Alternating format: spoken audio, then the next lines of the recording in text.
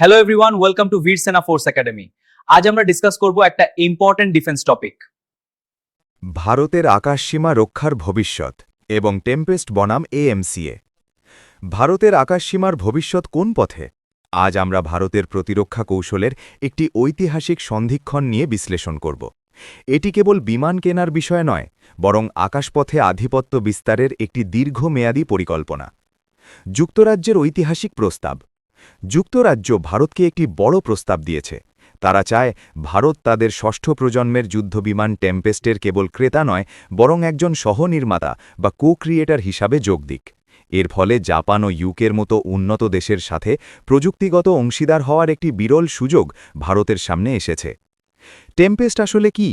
Tempest হল ষষ্ঠ প্রজন্মের সক্ষমতা সম্পন্ন একটি যুদ্ধবিমান। এর মূল বৈশিষ্ট্যগুলো হল সুপার স্টেলথ প্রযুক্তি, যা একে রাডারে প্রায় অদৃশ্য করে রাখে, কৃত্রিম বুদ্ধিমত্তা বা এআই, যা পাইলটকে সিদ্ধান্ত নিতে সাহায্য করে, এবং দূরপাল্লার বা লং রেঞ্জ স্ট্রাইক ক্ষমতা। দেশীয় স্বপ্ন এএমসিএ। অন্যদিকে ভারতের নিজস্ব স্বপ্ন হল এএমসিএ বা অ্যাডভান্সড মিডিয়াম কমব্যাট এয়ারক্রাফট। এটি ভারতের পঞ্চম প্রজন্মের নিজস্ব ফাইটার জেট প্রকল্প, যার লক্ষ্য হল আমেরিকার F-35 বা রাশিয়ার Su-57 এর সমমানের প্রযুক্তি অর্জন করা। 2035 সালের মধ্যে এটি পুরোপুরি চালু করার লক্ষ্য রাখা হয়েছে। প্রযুক্তিগত ব্যবধানের ঝুঁকি। এখানেই একটি বড় প্রশ্ন দেখা দেয়। ভারত যখন 2035 সালে পঞ্চম প্রজন্মের এএমসিএ হাতে পাবে, ততদিনে চীন বা আমেরিকা ষষ্ঠ বা সপ্তম প্রজন্মের প্রযুক্তিতে পৌঁছে যাবে। আমরা কি তবে শুরুতেই পিছিয়ে পড়ার এক অসম প্রতিযোগিতায় নামছি? অদৃশ্য শত্রু বনাম বর্তমান প্রতিরক্ষা। বর্তমানে ভারতের প্রধান শক্তি হল 4.5 প্রজন্মের রাফেল ও তেজাস। কিন্তু ষষ্ঠ প্রজন্মের জেটের বিরুদ্ধে এই বিমানগুলো অসহায় হয়ে পড়তে পারে, কারণ সত্যি হয়তো 150 কিলোমিটার দূর থেকে আঘাত করবে, অথচ আমাদের রাডার তাদের টেরও পাবে না। Game changer Rolls Royce engine. এই চুক্তির সবচেয়ে বড় আকর্ষণ হল ইঞ্জিনের প্রযুক্তি। ইউকে ভারতকে রোলস রয়েস ইঞ্জিনের সম্পূর্ণ প্রযুক্তি হস্তান্তরের প্রস্তাব দিয়েছে। এর ফলে ভারত কেবল ব্যবহারকারী নয়, বরং এই অত্যাধুনিক ইঞ্জিনের মালিকানাও পাবে।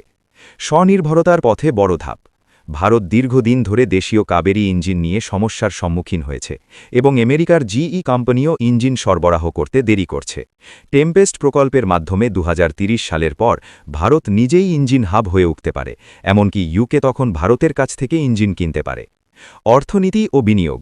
এই পুরো প্রকল্পে আনুমানিক $20 বিলিয়ন খরচ হতে পারে। তবে দীর্ঘমেয়াদে বিদেশ থেকে চড়া দামে বিমান কেনার চেয়ে নিজস্ব প্রযুক্তির মালিকানা হওয়া অনেক বেশি সাশ্রয়ী, এবং এতে ভারতের রপ্তানি সম্ভাবনাও বাড়বে। ভূরাজনৈতিক সুযোগ। বর্তমান বিশ্ব পরিস্থিতিতে রাশিয়া যুদ্ধে লিপ্ত এবং ইউরোপ সংকটে রয়েছে। এই অবস্থায় যুক্তরাজ্যের একজন বিশ্বস্ত পার্টনার প্রয়োজন, আর ভারতই হতে পারে সেই সেরা বিকল্প। এটি ভারতের জন্য সেরা চুক্তি ছিনিয়ে নেওয়ার সঠিক সময়। বিশেষজ্ঞদের রায়। বিশেষজ্ঞদের মতে ভারত কেবল একটি পথের ওপর নির্ভর করতে পারে না। এএমসিএ দিয়ে আত্মনির্ভরতা এবং টেম্পেস্টের মাধ্যমে দ্রুত ভবিষ্যৎ প্রযুক্তিতে প্রবেশ, এই দুই পথ একসাথে চলাই হবে বুদ্ধিমানের কাজ। ভবিষ্যতের আকাশযুদ্ধে ভারত কি নেতৃত্ব দেবে, নাকি শুধু অন্যদের ধরার চেষ্টা করবে?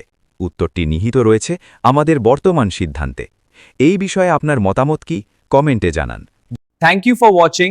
C you in the next video. Like and subscribe for all updates.